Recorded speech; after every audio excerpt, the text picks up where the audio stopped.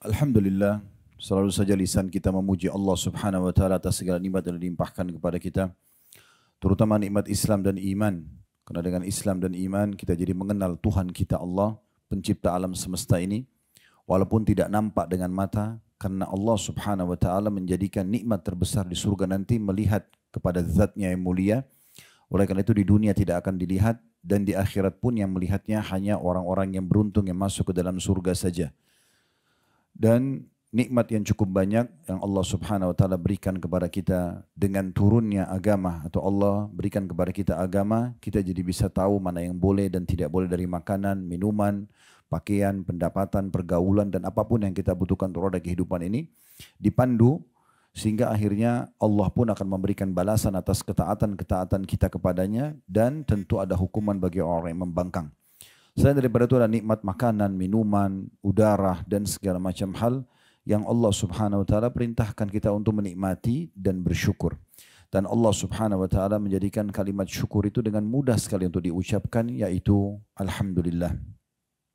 Selanjutnya kita panjatkan salam hormat kita kepada utusan Allah Nabi besar Muhammad sallallahu alaihi wa ala alihi wa sahbihi wasallam sebagaimana Allah telah mengucapkan salam hormat kepada beliau dan sebagai balas jasa 23 tahun dari masa hidup beliau dihabiskan untuk agama ini, 13 tahun fase Mekah semuanya dengan hinaan, cacian dan puncaknya diusir dari kampung halamannya Mekah.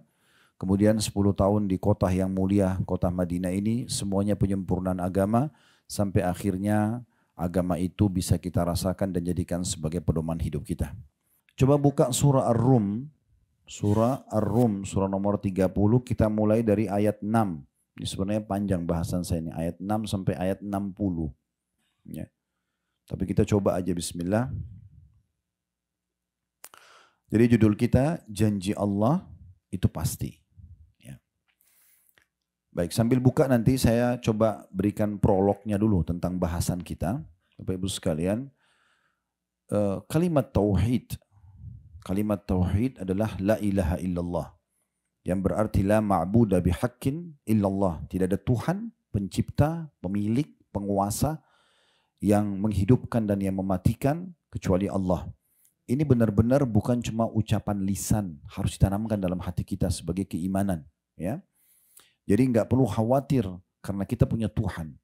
Kalau nikmat sedang melimpah, maka yang memberikan nikmat kepada kita, mata bisa melihat, telinga mendengar, hidung bisa menghirup, lidah dan bibir mengucap dan mengecap, tangan menjamah, kaki melangkah.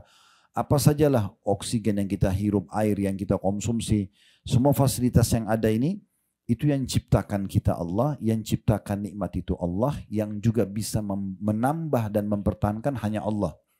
Berarti hanya mintanya kepada Allah saja. Kalau kita sedang datang ujian, yang ciptakan kita Allah, yang ciptakan ujian itu Allah, yang bisa memberikan solusi hanya Allah saja.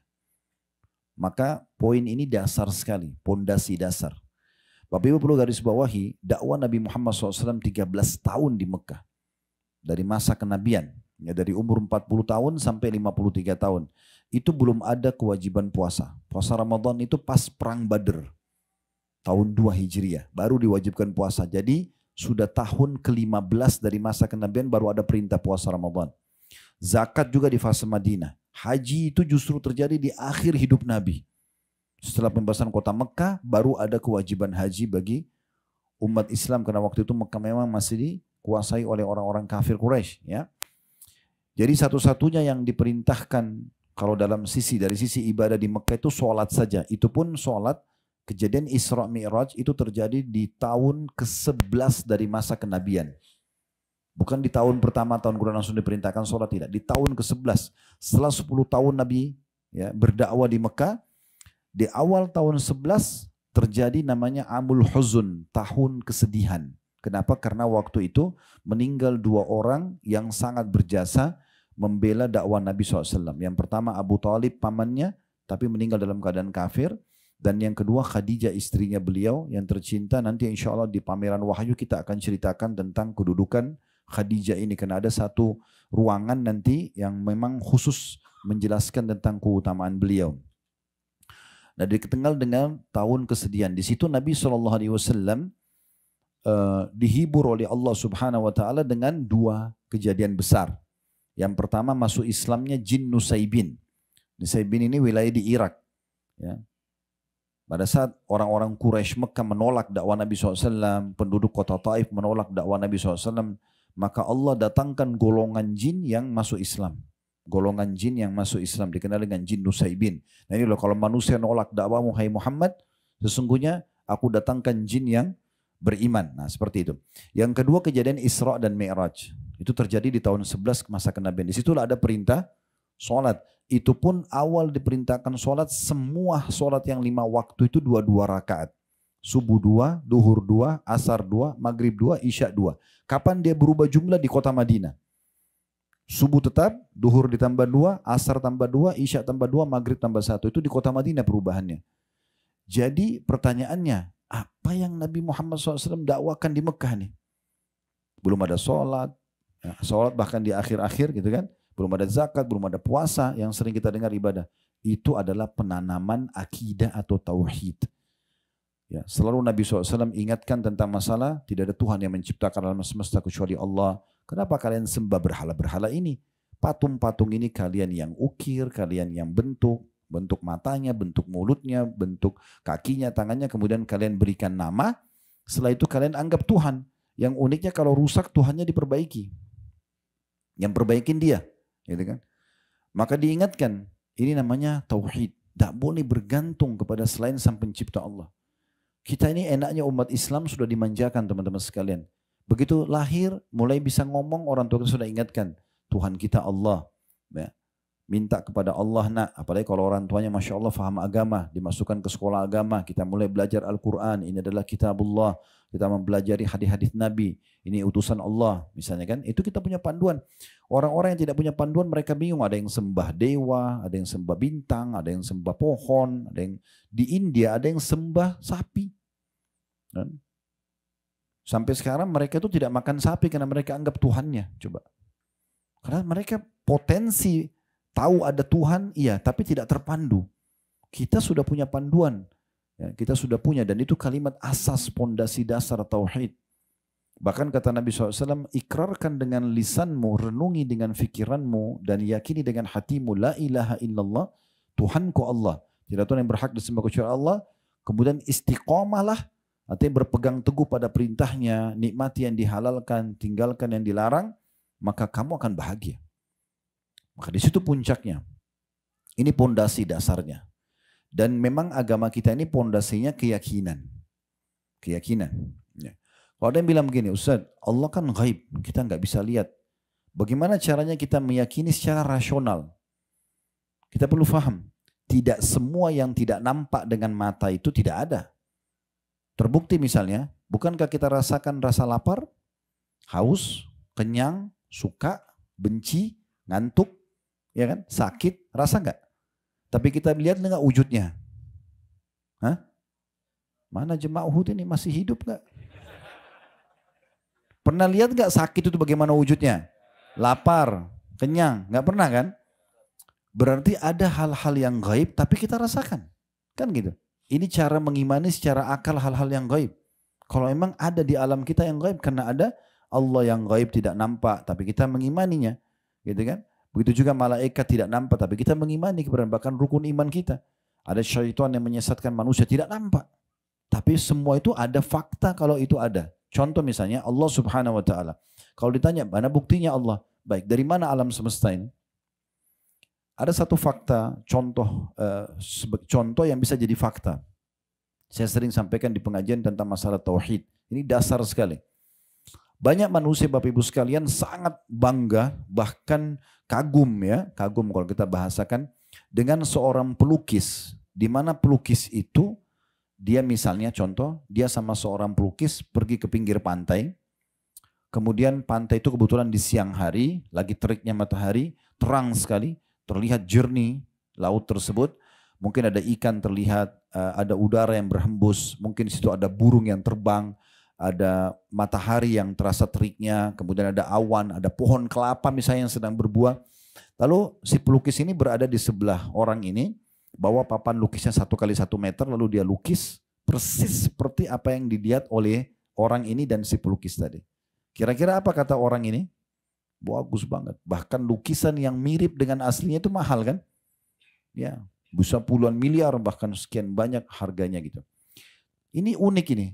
Mereka kagum-kagum dengan pelukis yang sebenarnya pelukis itu hanya sekedar menciplak apa yang ada di depannya. Dan uniknya lukisan ini hanya bisa dilihat saja. Sekarang lukisan itu yang dia sudah lukis ditaruh di ruang tamu misalnya. Kita cuma bisa bilang, oh ini pelukis pernah lukis tahun sekian di sini ya. Nggak bisa dirasakan apa-apa, cuma nampak. Tapi kalau ciptaan Allah ini, rasakan udaranya, dirasakan terik panasnya, dirasakan sejuk airnya, didengar kicauan burungnya, bisa dinikmati kelapa itu. Dan terus ada. Gimana manusia bisa mendustakan kalau ada pencipta ini? Bangunan ini Bapak Ibu sekalian, kira-kira masuk akal nggak? Kalau tidak ada arsitek yang gambar, tidak ada tukang-tukang dan buruh yang bekerja untuk membangunnya. Kalau pasti saya yakin 100% jawaban kita tidak mungkin. Kan gitu. Masa tiba-tiba ada hotel ini? Kan nggak mungkin. Listrik ini kalau tidak ada yang mengatur instalasinya kira-kira tiba-tiba ada? Kan nggak mungkin. Nah, bagaimana bisa ini kita bilang tidak masuk akal? Tapi alam semesta ini pergantian siang malam, pagi terbit matahari, malam terbenam matahari, pergantian musim, musim hujan, musim panas, musim dingin. Ini semua tidak ada yang pencipta yang mengatur. Gimana caranya? Coba tangkap secara akal sehat, kan tidak mungkin. Dan ada ribuan argumentasi seperti ini untuk membantah orang-orang ateis yang mengatakan tidak ada Tuhan. Kan gitu. Lalu dia dari mana sekarang? Kalau dia dari ibunya dari mana? Ibunya dari mana? Siapa yang awal nih? Mana yang awal buktikan, suruh buktikan dia. Dia nggak akan bisa buktikan. Kalau kita seorang beriman, oh Allah ciptakan Nabi Adam dari tanah, lalu Allah ciptakan dari tulang rusuknya istrinya Hawa, kemudian berkembang biaklah manusia. Diutuslah utusan-utusan Allah untuk menyampaikan sampai nanti mereka berbakti akan dapat balasan pahala dan surga. Kemudian orang bangkang akan dekat kena hukuman dan masuk neraka. Dan surga yang dijanjikan puncak nanti di akhirat itu sudah terinci semuanya. Kalau Bapak Ibu lihat playlist YouTube kami, saran saya nanti kalau ada kesempatan bisa nonton di Khalid Basalam Official, diklik logonya nanti akan keluar banyak pilihan, ada playlist. Diklik playlist itu ada lebih dari 35 kitab kami bedah. Tujuan saya agar orang-orang kita, secara khusus orang Indonesia itu bisa kuliah sebenarnya privat dengan kami, tapi tidak perlu ada ijazah, tidak perlu ada ujiannya, gitu kan? Tinggal beli bukunya, modalnya beli buku aja. Kemudian nanti tinggal dipelajari, setiap hari Senin belajar akidah, hari Selasa belajar hadis, hari Rabu belajar fikih. Misalnya tinggal pilih dari 35 kitab itu. Salah satu buku yang kami bedah adalah Rasulullah SAW cerita tentang surga dan neraka. Seingat saya itu 63 pasal, 63 bab. 30 bab tentang surga, 33 bab tentang neraka. Itu kalau teman-teman ikutin, satu babnya saja bisa 1 jam. Tentang pintu surga, tentang bau wanginya surga, tentang dayang-dayangnya, tentang pakaiannya, tentang pohonnya, istanahnya, tanahnya, segala macam, gitu kan? Itu terinci seperti kita sedang melihatnya. Saya mau saat menyampaikan materi itu dan saya sendiri juga jemaah itu kita merasakan seperti kita berada melihat depan mata disampaikan. Begitu juga dengan neraka, siksa yang paling rendah sampai siksa yang paling berat dirincikan semua. Minumannya ahli neraka, makanan mereka, seperti apa jeritan mereka, seperti apa penyesalan mereka, semuanya dipaparkan panjang lebar. Beruntung sekali kita menjadi orang Muslim. Udah Tuhanmu lahir, ini Tuhanmu Allah ya. Ini hukumnya syariatnya. Ini yang boleh makanan, makan ayam, makan kambing, makan segala macam. Ini yang nggak boleh ya, babi nggak boleh, bangkai nggak boleh. Selesai. Lahir sudah ada panduan hidup, sudah tahu Tuhan kita siapa, sudah tahu kalau kita lakukan ketaatan, oh sholat, puasa ya, haji dan umroh, kita akan dapat balasan ini. Tinggal ikutin selesai. Dan yang luar biasa, seperti sekarang kita fakta yang tidak bisa terbantahkan, kayak kita sekarang ini melaksanakan ibadah. Bukankah kita merasakan kenikmatan teman-teman? Azan kita kejar ke masjid, kita semangat sholat qobliyah, sholat ba'diyah, kita kejar doa antara azan dan iqamah, coba kita zikir, ada kesempatan sedekah, kita lakukan. Itu kan semua menandakan memang ini pasti ada pemandunya, nggak mungkin. Yang munculkan perasaan itu siapa?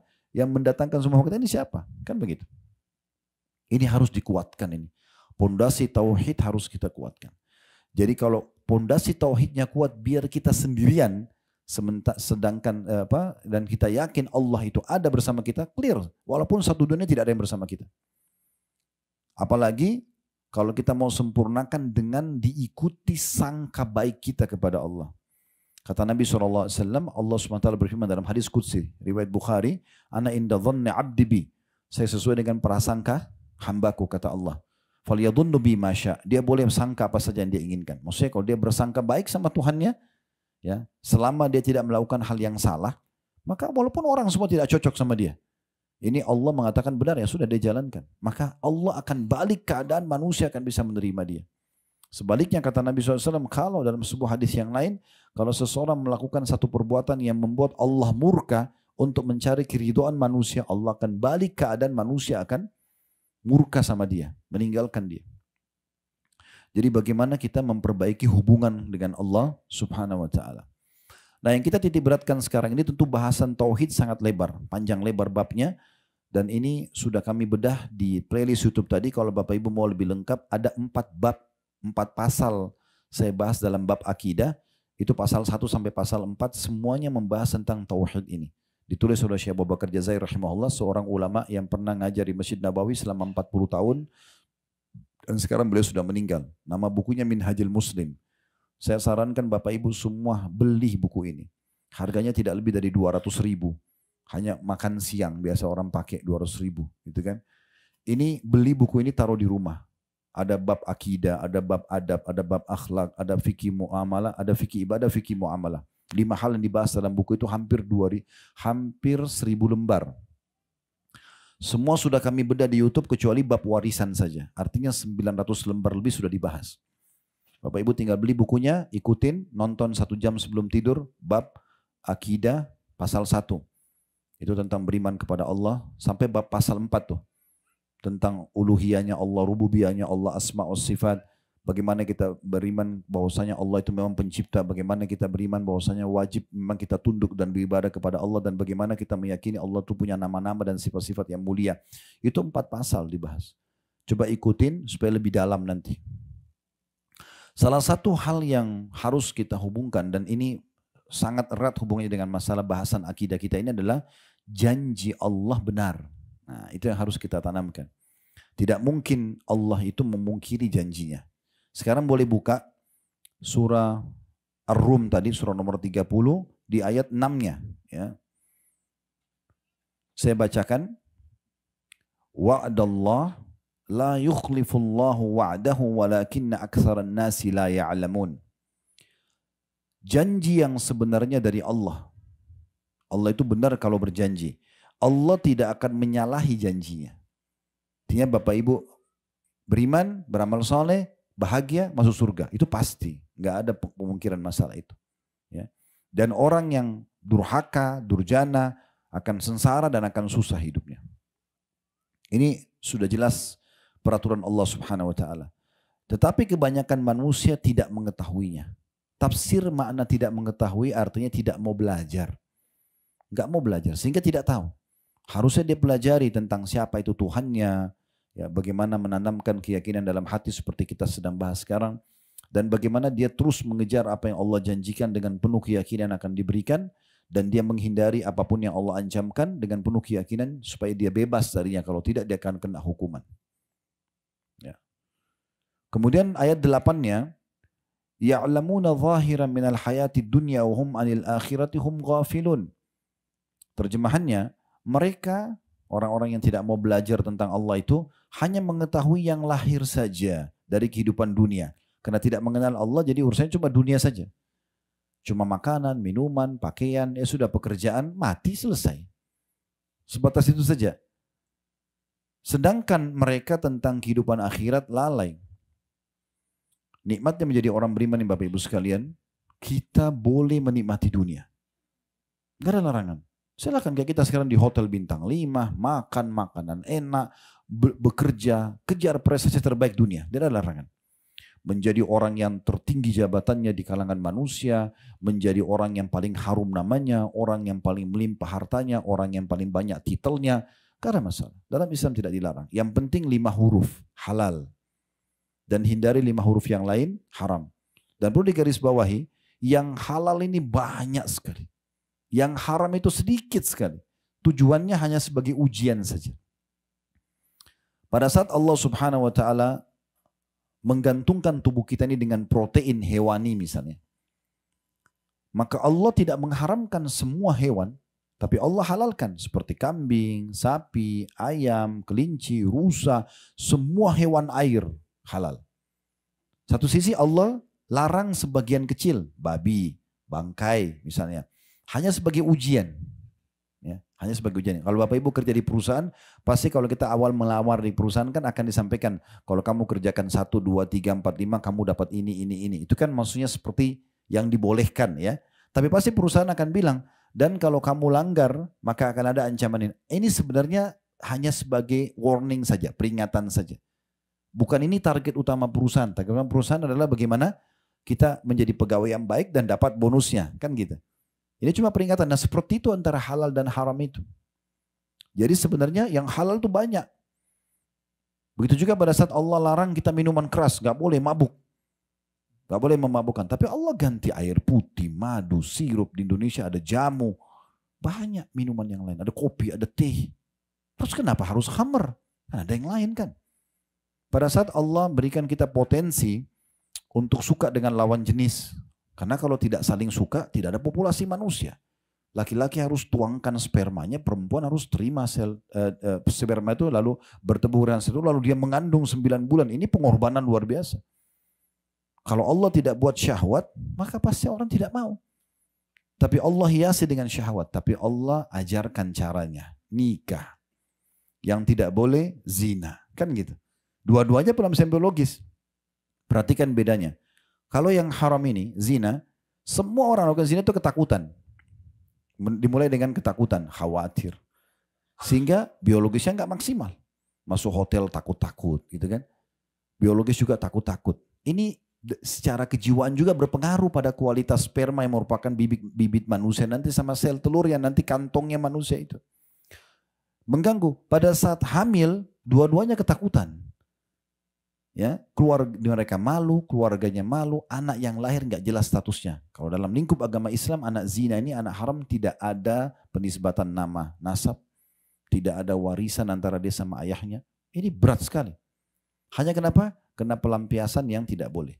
Coba kalau yang halal menikah, semua orang menikah bahagia, gembira, sampai ada bahasa kan mereka jadi raja pada saat itu dan jadi ratu ya. Keluarganya semua hormatin, tamu-tamu pada datang ucapkan selamat. Mereka gembira sekali. Dan pada malam pertama mereka masuk ke kamar, orang semua tahu akan terjadi biologis. Tapi nggak ada yang rasa takut, semua dengan gembira. Ya. Maka kualitas sperma yang akan jadi bibit manusia, sel telur juga manusia akan jadi bagus. Biologisnya mereka bagus dan dijanjikan pahala yang besar. Kata Nabi SAW, di kemaluan kalian ada pahala yang besar. Kata para sahabat, ya Rasulullah, kami gauli istri kami, dapat pahala. Jadi sudah enak terus dapat pahala lagi. Kata Nabi SAW, kalau kalian letakkan pada yang haram, zina, dosa enggak? Maka waktu itu Nabi tanya sahabat dan tanda tanya. Tapi sahabat sudah enggak jawab lagi karena sudah tahu memang dosa itu kan. Maka kata Nabi begitu juga kalau yang halal. Ya. Maka Allah berikan kita jalan keluarnya. Dan nikah sama zina bedanya hanya kurang dari 5 menit ini. Kalimat akad aja. Wali perempuan bilang saya nikahkan kamu sama anak perempuan saya Fulana bin Fulan dengan mas kawin ini. Ada 2 saksi, ada walinya perempuan, ada maharnya. Sah, selesai. Si laki-laki cuma bilang saya terima nikahnya. Ini kalimat saya terima nikahnya cukup. Kan gitu. Sudah sah, selesai. Lalu kenapa harus zina? Kenapa bukan nikah? Kan gitu. Jadi Allah kasih solusi. Oleh karena itu orang yang beriman kepada Allah ini betul-betul dapat panduan hidup. Semuanya boleh. Tidak ada yang tidak. Ya, jadi yang baik-baik itu boleh semua. Yang haram itu sedikit. Hanya sekedar sebagai ujian. Gitu kan? Seperti itu. Nah selanjutnya ayat 8 sampai beberapa ayat ke depan. Allah subhanahu wa ta'ala sekarang lebih menekankan tentang masalah kenapa kalian tidak beriman kepadaku. Ini loh bukti-buktinya. Nah kita mulai ayat 8. Bukti tentang keberadaan Allah. Allah mengatakan, awalam yatafakkaru fi anfusihim ma khalaqallahu as-samawati wal arda wa ma bainahuma illa bil haqqi wa ajalin musamma wa inna katsiran minan nasi bi liqa'i rabbihim lakafirun. Mengapa mereka tidak memikirkan tentang kejadian diri mereka? Dari mana kita ini? Maaf, ini orang yang sudah berumah tangga pasti tahu. Udah balik, udah dewasa tahu. Sperma, maaf kalau habis biologis kita nggak membuahi sel telur. Diapakan? Dibuang kan? Iya, maaf kita cebok ya. Dibuang ya. Padahal itu bibit manusia loh itu. Secara medis kalau diambil sperma itu dilihat itu manusia semua itu. Miliaran jumlahnya. Itulah kita dulu tuh. Terhina sekali. Allah bilang, kau tidak pikir dirimu dari mana? Kamu ini dari mana? Terus tiba-tiba sombong, baru sarjana, baru profesor. Mana Tuhan? Enggak ada, ini terjadi begitu saja semua. Ini orang luar biasa. Allah ajak pertama sekali teguran Allah di sini, mengapa mereka tidak pikirkan tentang kejadian diri mereka? Ya. Apalagi kita waktu kecil, kita bisa apa teman-teman? Lahir, mata masih belum bisa melihat, pendengaran belum sempurna. Semua cuma tahu nangis. Bahasanya cuma nangis. Mau lagi lapar, mau jadi ngantuk, mau lagi sakit, sama saja. Lalu Allah buat kasih sayang di hati ibu kita sama ayah kita, lalu ngurus kita. Sampai disekolahkan, dipandu cara pakaian, cara jalan, segala macam. Ini ilmunya semua Allah turunkan, diberikan kepada manusia tersebut. Sayangnya setelah mulai jadi sarjana membangkang. Ada satu orang pernah, pengusaha di Surabaya, selepas tablik akbar, waktu itu beberapa tahun lalu di Masjid Al-Irsyad, datang kepada saya, dia bilang gini, Ustadz, saya sama teman-teman saya, pengusaha-pengusaha ini, lagi masuk ke satu proyek, kemudian teman-teman saya dapat, saya nggak dapat. Mereka dapat, saya nggak dapat. Padahal dari sisi ibadah saya lebih baik dari mereka. Bagaimana menenangkan hati saya? Jawaban saya sederhana. Saya cuma bilang, belum rezeki antum. Kalau belum rezeki antum, tidak akan sampai kepada antum. Kalau rezeki antum, biar antum duduk di rumah, akan sampai. Pernah gak kita duduk di rumah, tiba-tiba ada yang kirimin makanan? Gak pernah minta. Pernah masuk restoran, ketemu teman, terus ditraktir? Dibayarin, dikirimin buah, dikirimin baju, banyak sekali. Kalau sudah rezeki sampai. Sederhana. Orang yang beriman kepada Allah selalu punya jawaban dan selalu tenang. Udah sangka baik kepada Allah, ini belum rezeki saya. Saya pernah subhanallah pulang bawa makanan ke rumah. Kemudian saya letakkan untuk kami makan rame-rame gitu. Besok saya mau makan, makanan sudah habis dimakan sama anak-anak gitu. Orang tidak paham masalah takdir, masalah iman kepada Allah, marah-marah sama anaknya, masa makanan dihabisin. Oh, kita sudah paham. Oh, sudah rezeki mereka. Enggak akan sampai ke kita. Saya pernah pulang dari Surabaya ke Jakarta, waktu itu habis tablik akbar juga. Saya beli makanan kesukaan saya waktu itu. Kemudian saya masuk ke lounge nunggu karena naik bisnis kelas. Kemudian saya letakkan makanan itu di sebelah saya. Saya sibuk nyusun materi, buka laptop sambil nunggu pesawat jadwalnya. Karena sudah ada panggilan, saya buru-buru tutup laptop, saya pergi. Subhanallah, makanan itu saya lupa. Saya lupa makanan itu. Dan nanti di Jakarta baru saya ingat. Memang belum rezeki saya. Tidak akan jadi rezeki saya itu. Kata Nabi SAW, dalam sebuah hadis, tidak akan wafat satu jiwa, kecuali akan sampai kepadanya rezeki terakhirnya. Kalau antum harus ditakdirkan Allah minum setetes air itu sebelum meninggal, antum akan minum. Akan sampai. Makanya Hasan Basri mengatakan rahimahullah tentang masalah kekuatan tauhid dalam masalah ini. Beliau mengatakan bahwasanya aku selalu senang dan tenang karena 3 hal. Yang pertama sekali beliau sebutkan adalah karena rezekiku tidak akan diambil oleh orang lain. Kalau Allah sudah takdirkan akan sampai kepada aku. Jadi tidak ada istilah, oh ini orang ambil peluang saya atau apa. Memang dia yang akan dapat, bukan kita. Di saat itu, masing-masing sudah punya rezeki. Baik. Ini karena cukup panjang, kita coba ringkaskan. Jadi dikatakan, Allah mengatakan ini teguran Allah yang pertama tuh ajak berpikir, mengapa mereka tidak memikirkan tentang kejadian diri mereka. Allah tidak menjadikan langit dan bumi dan apa yang ada di antaranya. Semua langit dan bumi ini yang bisa nampak dengan mata kita ataupun tidak nampak. Misalnya kedalaman lautan kita tidak bisa lihat lagi, atau terlalu jauh di langit sana ada bintang yang tidak bisa kita lihat. Allah mengatakan Allah tidak menjadikan langit dan bumi dan apa yang ada di antara keduanya, melainkan dengan tujuan yang benar dan waktu yang sudah ditentukan. Maksudnya untuk mendatangkan keimanan kalian kepada Allah. Siapa yang mengatur semua ini? Dulu di kota Madinah ini subhanallah, mudah-mudahan satu waktu mereka akan buat lagi. Di sisi kanan yang kemarin kita sempat ke kebun yang Abu Bakar dibayat, ya, Thaqifah Bani Sa'ad. Dulu di situ dekatnya ada pameran Al-Quran. Di dalamnya itu ada satu layar besar, kita bisa lihat jadi dipasang kamera, diperlihatkan kalau 10 meter dari Masjid Nabawi ada orang lagi duduk baca Quran. 10 meter itu kelihatannya seperti ini loh manusia itu. Ditarik 50 meter sudah nggak kelihatan dia. Tinggal seperti titik, 100 meter, 1 kilometer, sampai sekian juta kilometer. Ditarik sekian manusia, bukan cuma manusia, buminya pun sudah nggak kelihatan. Sampai secara ilmu kita pernah belajar semua ilmu pengetahuan alam. Bagaimana bumi ini kalau disatukan dengan bintang-bintang ini seperti pasir semuanya. Karena banyaknya kan. Nah itu secara ilmiah pun terbukti seperti itu. Jadi semua ini Allah ciptakan dengan benar. Harus kita tahu ini ada penciptaan, ada yang mengatur semuanya. Dan dengan waktu tertentu, maksudnya akan datang nanti hari kiamat, semua ini akan Allah musnahkan, kemudian Allah hidupkan kita di alam akhirat sana. Dan sungguhnya kebanyakan di antara manusia benar-benar ingkar akan pertemuan dengan Tuhannya. Mereka nggak mau yakin akan ada pertemuan dengan Allah nanti, akan ada hisab, jadi mereka mau melakukan apa saja tanpa ada agama yang mengawasinya. Ayat 9-nya, ini fakta yang kedua yang Allah ajak kita berpikir tentang keberadaannya.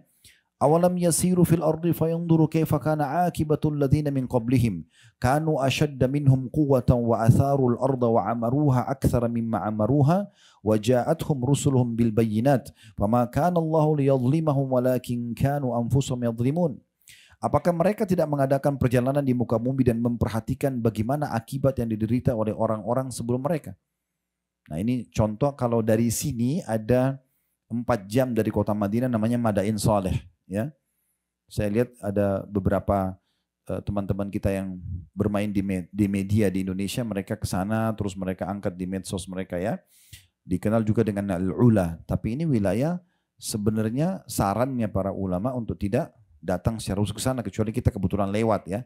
Tempatnya kaum Thamud, kaumnya Nabi Saleh Allah binasakan. Nah itu ada faktanya. Bagaimana di situ ada lokasi yang sangat besar. Mereka memahat gunung-gunung dan itu peninggalan rumah-rumah mereka.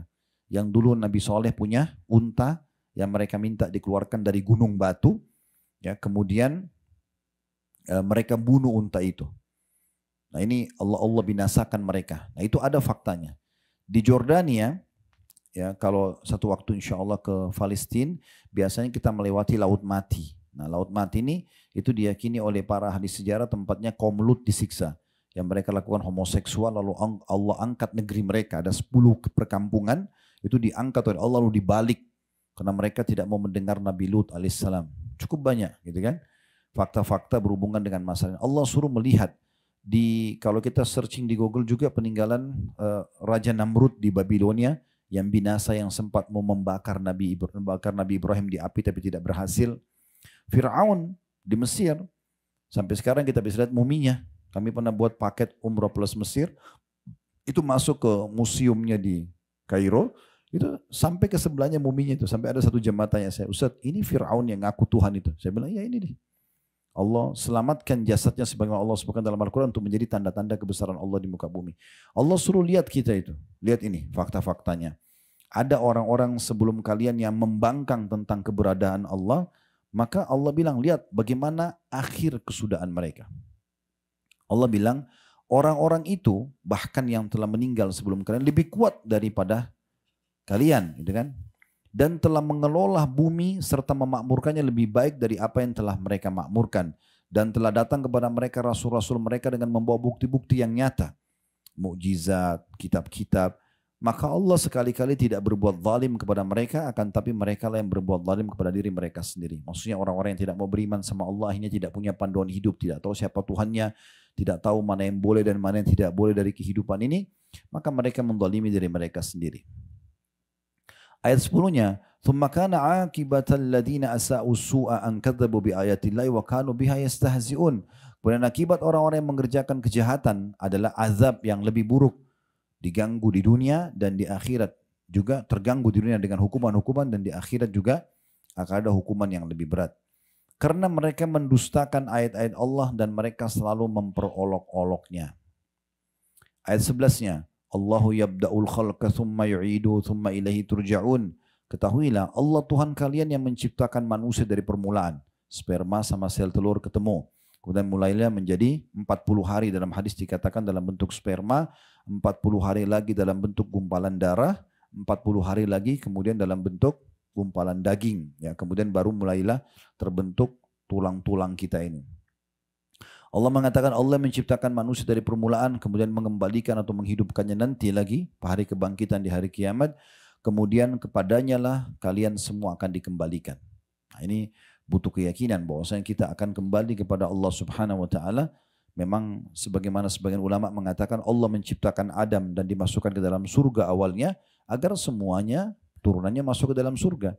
Cuma Allah tugaskan sebagai pemimpin di muka bumi, sayangnya ada sebagian keturunannya yang membangkang, akhirnya mereka akan menuju ke neraka. Kalau mereka ikuti jalur yang benar, panduan agama yang Allah turunkan dari langit, yaitu agama Islam, maka mereka akan selamat.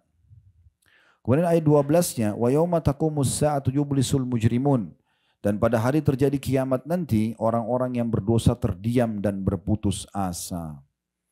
Saya sarankan ini di ayat 12-nya nanti Bapak Ibu hubungkan dengan surah Al-Mu'minun. Surah nomor 23 ayat 99 sampai ayat 115. Ya. Mungkin kita tidak bisa bahas semua sekarang, tapi Bapak Ibu sekalian bisa nanti kembali ke tadi saya bilang surah Al-Mu'minun surah nomor 23 ayat 99 sampai ayat 115 itu Allah gambarkan bagaimana penyesalan orang-orang yang tidak beriman pada Allah pada saat mereka meninggal. Pas lihat malaikat maut baru mereka menyesal. Mereka mengatakan qala rabbirji'un, wahai Tuhan kami atau Tuhanku kembalikanlah aku di dunia. Jangan dimatikan dulu. Untuk apa? Bukan untuk makan makanan favorit, kembali meeting miliaran rupiah, bukan. Tapi la'alli amalu salihan fima tarakt.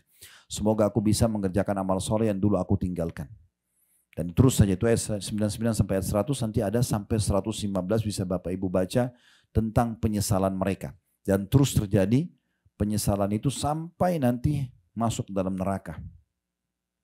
Di hari kiamat nanti teman-teman ada 3 golongan yang menyesal. Golongan pertama adalah orang yang kafir, munafik, orang musyrik pada Allah SWT ini menyesal karena mereka kekal dalam api neraka.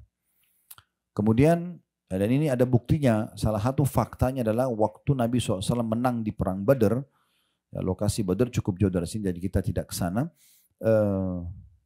Tapi kami buat setahun sekali ada umroh sirah nabawi, itu memang mendatangi semua lokasi titik perang dan lebih banyak fokus cerita di situ.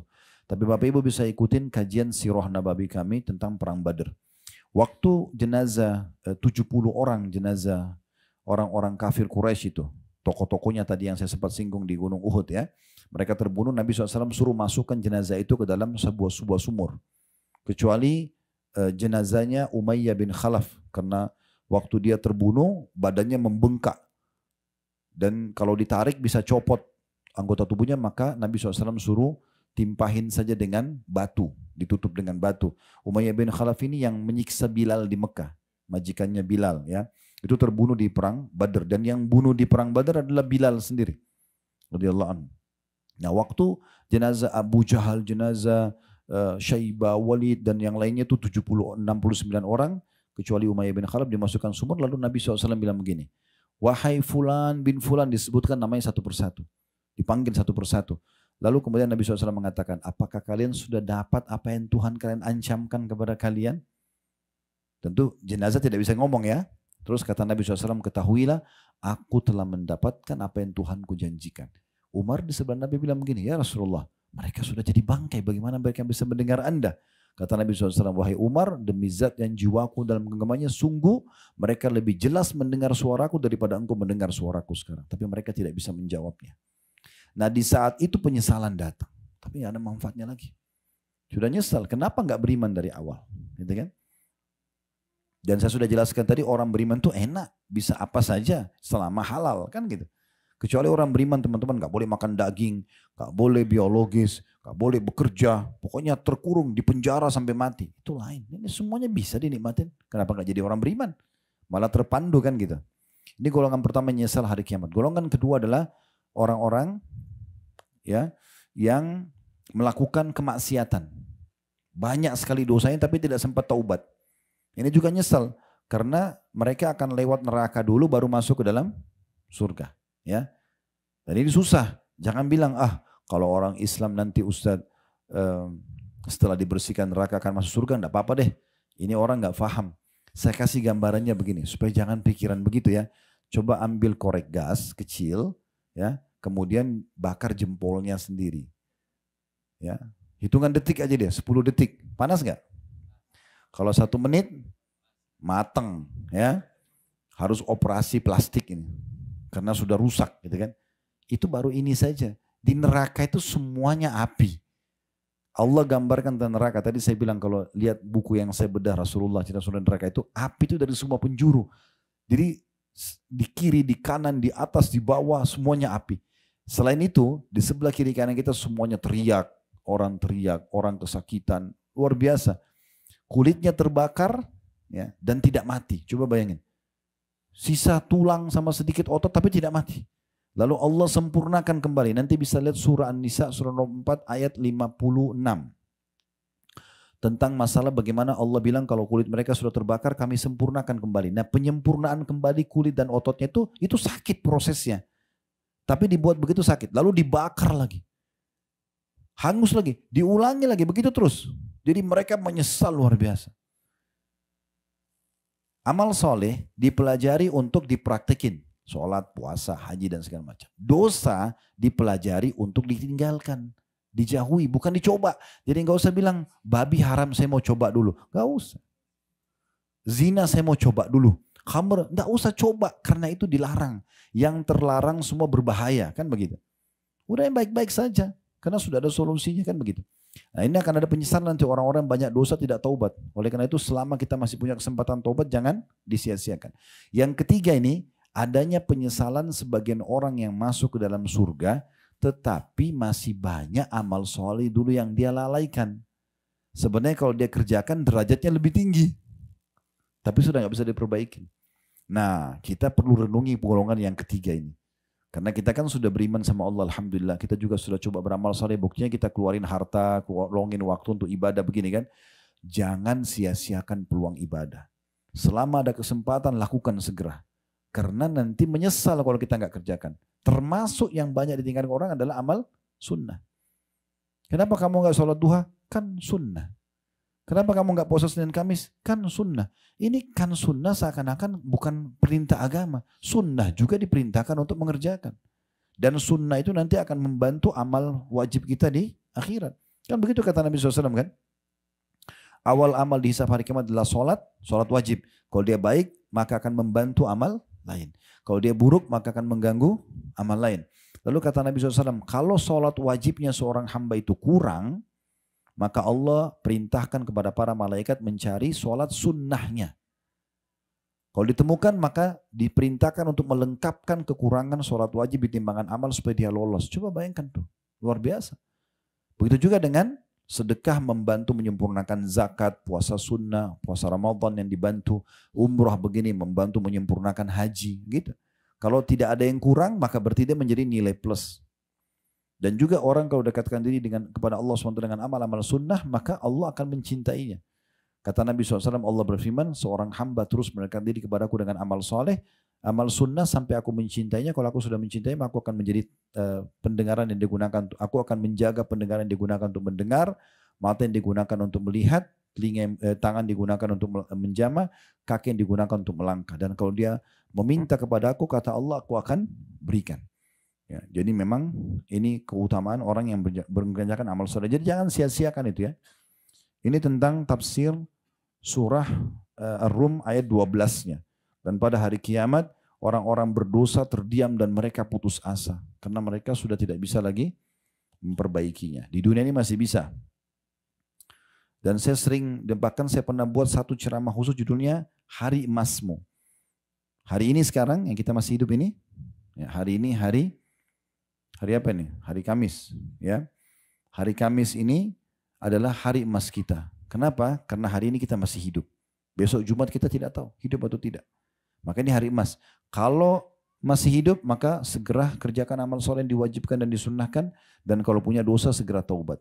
Karena besok kita tidak tahu. Umur kita sebenarnya adalah umur yang sudah lewat. Ya. Kalau misalnya ada di sini umurnya 30 tahun, berarti sudah 30 tahun. Itulah umur dia yang sebenarnya. Ke depan Allahu a'lam masih ada 30 tahun atau tidak. Mungkin cuma sehari, sejam, semua akan meninggal. Bagaimanapun kondisinya tadi saya jelaskan di kuburan para syuhada Uhud. Dan itu pasti akan meninggal, gak bisa tidak. Kemudian ayat 13-nya, walam yakun lahum min syurakaihim syufa'a'u wa kanu bi syurakaihim kafirin. Dan sekali-kali tidak ada pemberi syafaat bagi mereka. Tidak ada yang bisa tolong mereka nanti di hari kiamat. Dari berhala-berhala mereka. Apapun yang mereka sembah, patung, jimat, pohon, keramat. Tidak ada yang bisa memberikan apa-apa kepada mereka. Dan mereka mengingkari berhala-berhala itu. Di hari kiamat mereka memungkiri sendiri berhala-berhala itu. Berapa menit lagi azannya? Coba dicek. 22. Oke. Kita coba 10 menit ya. Supaya ada persiapan untuk maghrib nanti.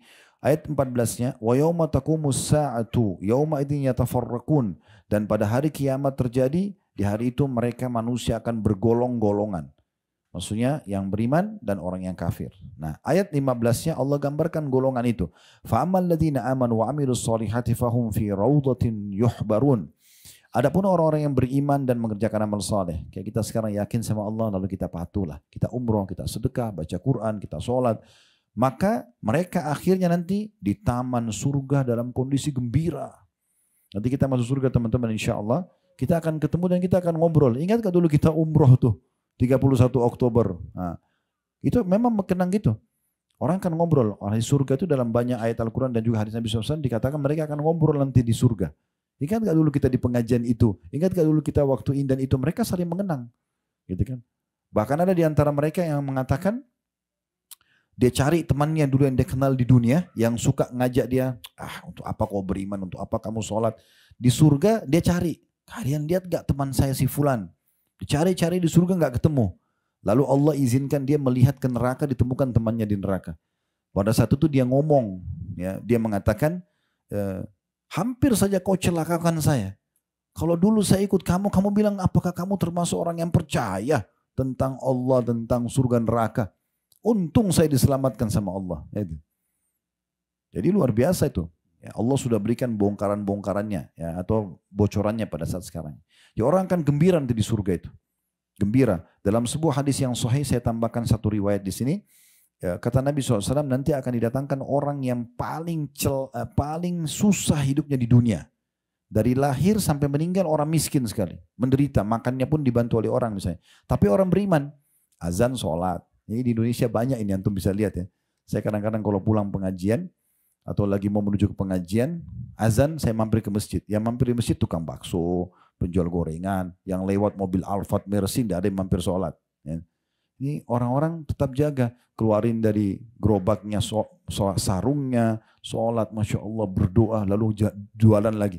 Apa kata Nabi SAW? Didatangkan nanti hari kiamat orang yang paling susah dunia tapi orang beriman. Dicelupkan satu celupan di surga, masuk dikeluarin lagi. Ditanya, kamu pernah menderita nggak selama ini? Pernah nggak kamu rasa kesusahan? Dia bilang, demi Allah nggak pernah. Hilang semua itu dengan satu celupan. Bagaimana orang yang khalidina fiha, kekal selama di dalamnya? Ini luar biasa itu. Kata Nabi SAW, ini tentang neraka akan datang setelah ini ayatnya ya. Kata Nabi SAW akan didatangkan orang yang paling gembira di dunia. Lahir anak raja, meninggal di kerajaan juga. Dari lahir sudah kaya raya dan semua. Tapi orang kafir. Dan di hari kiamat datangkan dicelupkan satu celupan di neraka. Masuk neraka dikeluarin lagi. Ditanya, kau pernah bahagia nggak selama ini? Pernah nggak kau senang selama ini? Dia bilang, demi Allah nggak pernah. Hilang semua itu. Dan kita sekarang di dunia bisa rasakan itu ya. Kita pernah makan enak dulu. Cuma rasain di saat itu kan. Sekarang kita nggak bisa rasain lagi makanan. Cuma kita, oh pernah saya makan itu enak. Tapi sudah lupa, udah nggak dirasain lagi. Di akhirat tidak seperti itu. Ayat 16-nya, wa ammal ladzina kafaru wa kadzdzabu bi ayatina wa liqa'il akhirati fa ulaika fil adzabi muhdarun. Adapun orang-orang yang kafir dan mendustakan ayat-ayat kami, Al-Qur'an, tidak mau belajar Al-Qur'an, tidak mau memahami maknanya, tidak mau kayak gini. Ini kan tadabbur ya. Kita belajar ayat-ayat, tidak mau menerapkan hukum-hukumnya serta mendustakan menemui hari kiamat. Mana bisa ada surga neraka itu? Mana ada hari hisab? Dia enggak mau, dia pungkiri. Allah mengatakan maka mereka tetap berada dalam siksa neraka nantinya. Ini siksa neraka berat. Jangan coba-coba ya. Dan perlu Bapak Ibu garis bawahi, surga sudah ada, neraka sudah ada sebelum manusia diciptakan. Bukan kita semua ini. Nabi Adam sebelum diciptakan ayah kita dan ibu kita Hawa, sudah ada surga dan neraka. Sudah ada dari dulu. Dan sampai hari ini kita bisa merasakan interaksi dengan surga dan neraka. Karena kata Nabi SAW, jangan kalian menghina ya demam itu. Ya. Karena dia akan menggugurkan dosa-dosa sebagaimana gugurnya daun-daun pohon. Gitu kan. Dalam riwayat lain beliau mengatakan, sesungguhnya demam itu adalah tiupan panasnya api neraka. Dinginkanlah dengan air. Demam yang kita rasakan, tidak ada manusia yang nggak merasa demam kan? Pasti semua pernah. Nah itu salah satu tiupan api neraka itu. Dan kata Nabi SAW, tidak ada seorang hamba yang berlindung kepada Allah dari api neraka sehari 7 kali, kecuali neraka akan langsung merespon mengatakan, ya Allah jauhkan dia dari aku karena dia memohon berlindung kepadamu agar dijauhkan dari aku. Dan tidak ada seorang hamba yang meminta surga kepada Allah 7 kali dalam sehari, kecuali surga akan mengatakan, ya Allah masukkan dia ke dalamku, karena sesungguhnya ya dia telah memohon agar dimasukkan ke dalamku. Dan Nabi SAW pernah melihat jenazah seorang sahabat. Ini kejadiannya di Khaybar. Waktu Nabi SAW setelah perang Khandak tadi yang kita sedikit ceritakan, ada perang Khaybar sekitar 175 kilo atau 180 kilo dari sini.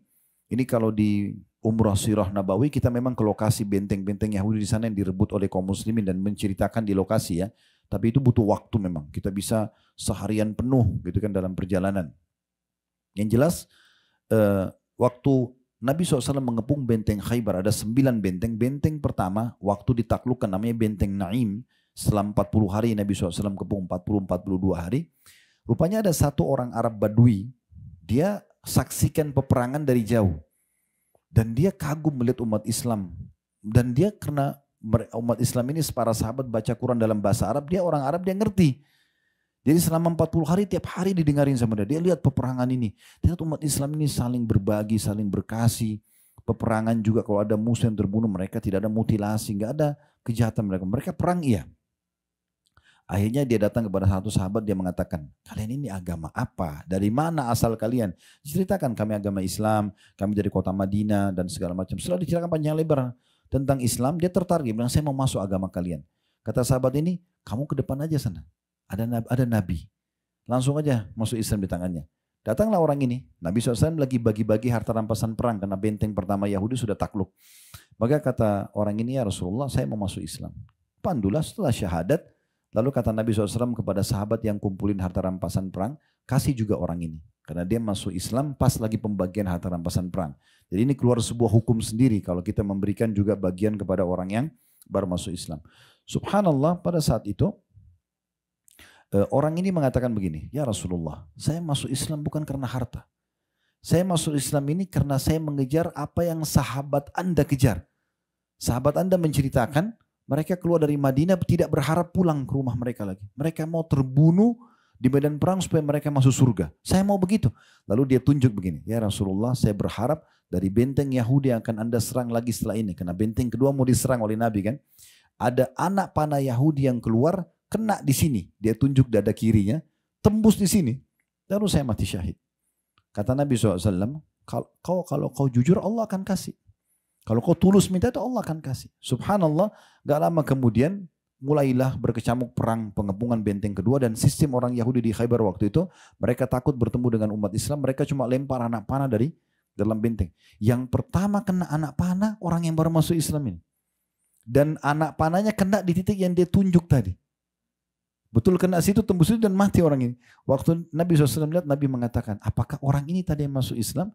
Kata para sahabat, ya Rasulullah. Kata Nabi SAW, Maha Suci Allah yang telah membenarkan janjinya. Ya, siapa yang mau lihat penghuni surga yang belum pernah sujud sekalipun, lihat orang ini. Lalu Nabi bilang, ini perkataan yang saya ingin sampaikan. Kata Nabi SAW, ketahuilah surga itu lebih dekat dengan seseorang di antara kalian daripada tali sendal kalian sendiri. Tinggal beriman, amal soleh, mati masuk surga. Gitu kan?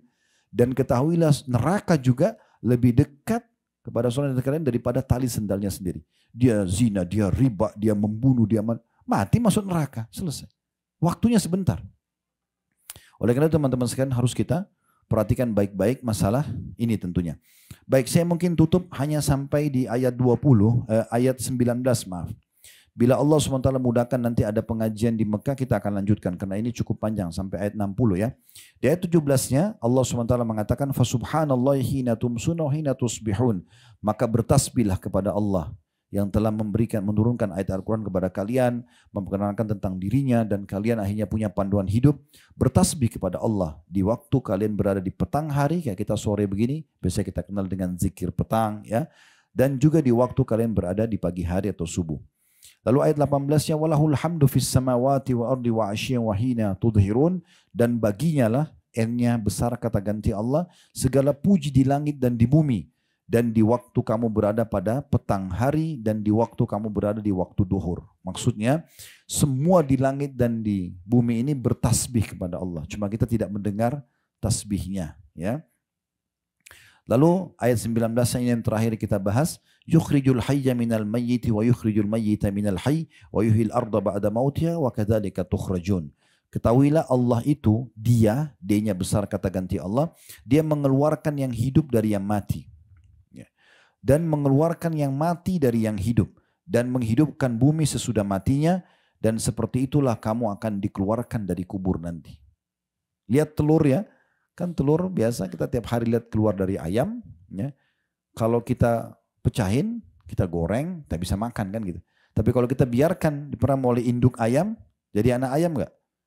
Kan dari sesuatu yang seperti manusia anggap mati, tapi ini bisa hidup gitu kan. Atau mungkin pohon yang sudah mati, tapi tumbuh ada pohon baru dari pohon tersebut kecil misalnya. Nah siapa yang membuat semua itu? Itu kan kuasa Allah SWT. Maka Allah memperkenalkan dirinya. Dia yang mengerjakan atau melakukan semua itu. Ini termasuk tanda-tanda kekuatan kita atau penjelasan tentang masalah tauhid kita kepada Allah Subhanahu wa taala. Nah, ayat 20, ayat 21 semua ini adalah kalau Bapak Ibu baca terjemahannya langsung saja ya. Dan di antara tanda-tanda kekuasaannya. Ayat 20.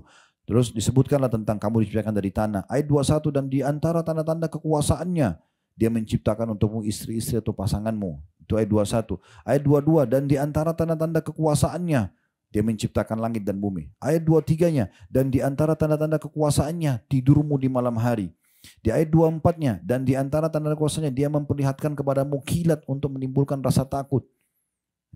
Di ayat 25-nya dan di antara tanda kebesarannya, ya, kekuasaannya dia yang berdirinya langit dan bumi dengan iradatnya. Artinya ada semua ini, ya. Terus begitu Allah Subhanahu wa taala ingatkan kita di ayat ini, ayat demi ayat sampai nanti ayat 60-nya. Dan insya Allah nanti ke depannya dengan izin Allah SWT, semoga Allah mudahkan kita akan lanjutkan nanti di Mekah ya dengan izin Allah SWT. Baik, nanti kita akan tutup dengan ayat 60. Kalau misalnya Allah tidak berikan kita izin untuk ta'lim di Mekah, maka saya sampaikan sekarang pada penutup ayat 60-nya ya.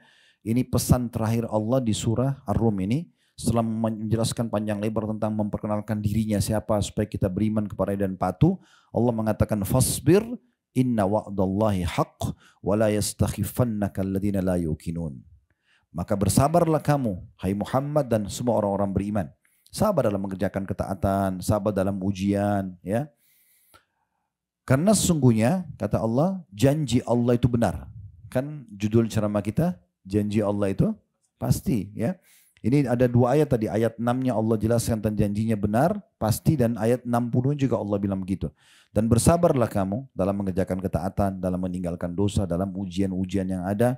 Sesungguhnya janji Allah adalah benar, dan sekali-kali jangan orang-orang yang tidak meyakini kebenaran ayat-ayat Allah itu menggelisahkan kamu. Maksudnya membuat kamu ragu, bimbang ya.